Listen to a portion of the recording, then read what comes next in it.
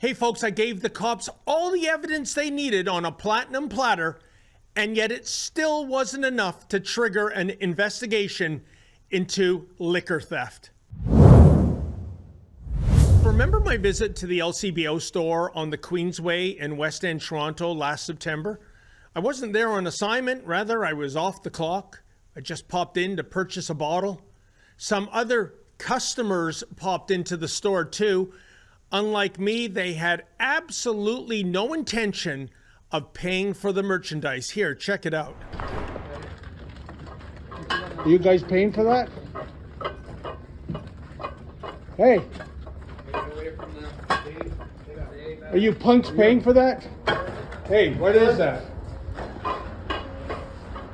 You had a weapon.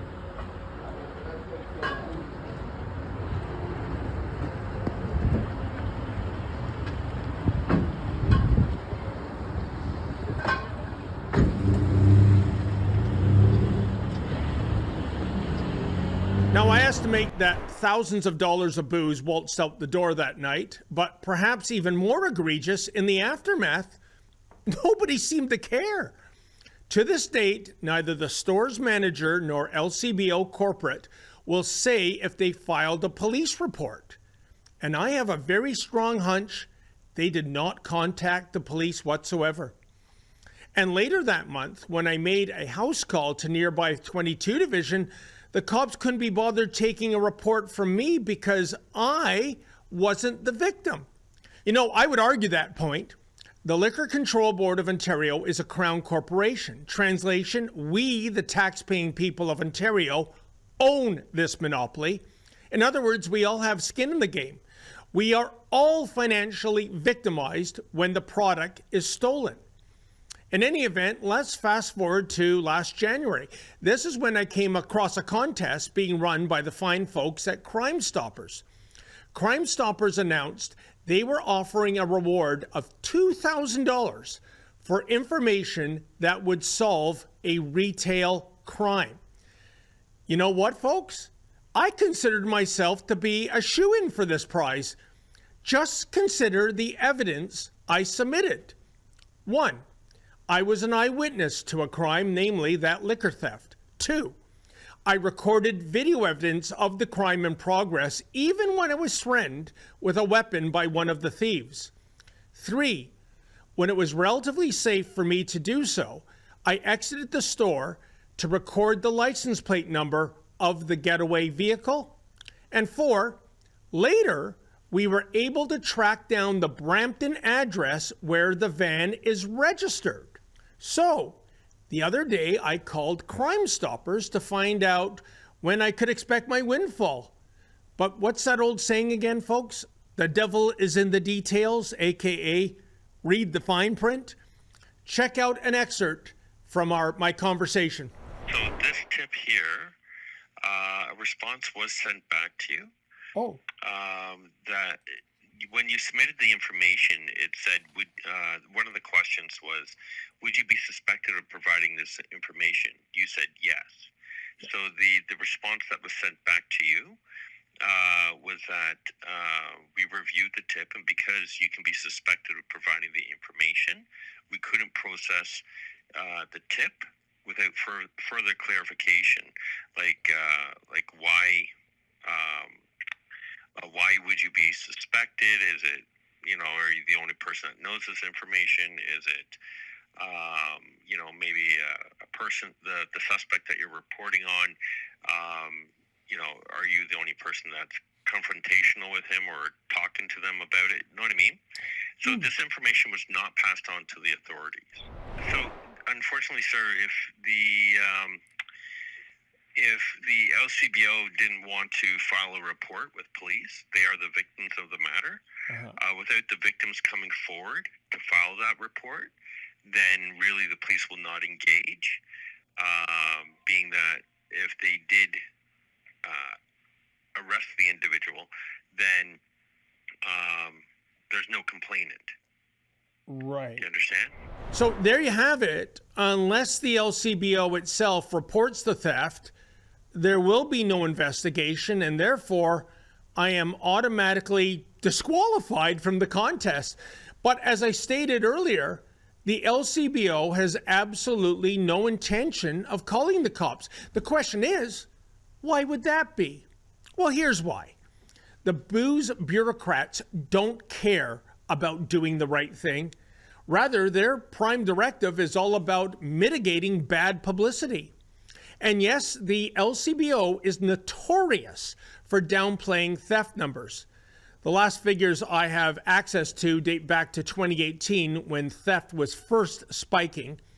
Under continued pressure to fess up, the LCBO finally stated that its losses due to theft were, quote, consistently under $6 million in retail dollars per year, end quote. Alas, the union that represents LCBO employees, the Ontario Public Service Employees Union, called bullshit on those numbers. OPSU stated that LCBO theft amounts to about $77 million annually. I bet it's even higher today, given the economy. Regardless, that is one hell of a dichotomy. But I'm siding with the union on this dispute based on the fact that the rank and file employees actually witness the unpaid booze leaving LCBO stores on an almost daily basis. And as I have personally discovered, if the LCBO can't even be bothered to report theft incidents, then of course the corporate numbers will never reflect the reality. Hey, I get it. The paper-pushing LCBO fat cats at head office making big six-figure salaries like to pretend everything is just fine to preserve their reputations. And they have no skin in the game either. Nobody at head office is ever going to be fired over spiking theft numbers, even if they bother to tell the truth. After all, these LCBO stores are not independently owned ma and pa outlets. You know, the sort of private sector shops that would face certain bankruptcy if they were to allow unpaid merchandise simply fly out the door. Indeed, have you ever gone to a privately owned liquor store in the US? You pull a stunt like waltzing out the shop without paying for the booze, and you might just end up being confronted by the security team.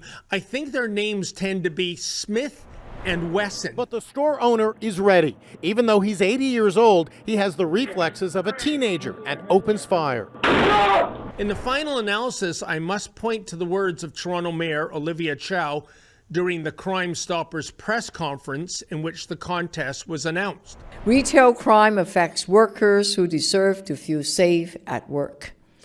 It affects small businesses in our neighborhoods, and it affects families going about their daily lives. Addressing it means stronger partnership between police, businesses, community organizations, and residents. Mayor Chow is right on the money. It's just that when it comes to the LCBO, the provincial booze monopoly does not give a rodent's rectum when it comes to retail theft. It can't even be bothered to report retail theft, not even when their customers do all the heavy lifting. It's all about the optics, you see, which is to say the LCBO booze bureaucrats would like everyone to believe that everything is just Jim Dandy, even as the Jim Beam flies out the door unpaid for. Folks, there is a role when it comes to government and alcohol, and government's role is this: to tax and regulate the stuff, not retail it. And in that regard, the LCBO monopoly must be returned to the private sector.